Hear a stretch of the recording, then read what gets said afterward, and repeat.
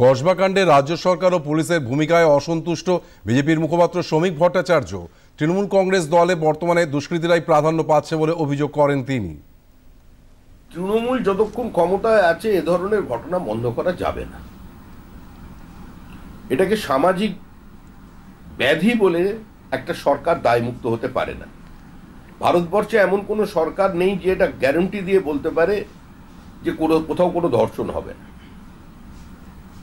এটা কাঙ্ক্ষিত না হলেও এটা হয়ে থাকে, কিন্তু প্রশ্ন হলো সরকার বা পুলিশ কিভাবে ঘটনার পরে বিষয়টাকে অ্যাড্রেস করছে। পুলিশ যদি প্রমাণ লোপের কাজে ব্যস্ত থাকে, পুলিশ যদি MJK এসব লিখতে থাকে ABCD, তাহলে তার পরিণতি কি হবে? যে মেয়েটি ওখানে গিয়ে আক্রান্ত হলেন, তার খরচ দিল কি না এলো, তার সামাজিক অবস্থাটা কোথায় গেল সেটা কেউ ভেবে দেখেছে? দেশের কোনো মূল্য এই মুহূর্তে মানুষের কাছে নেই।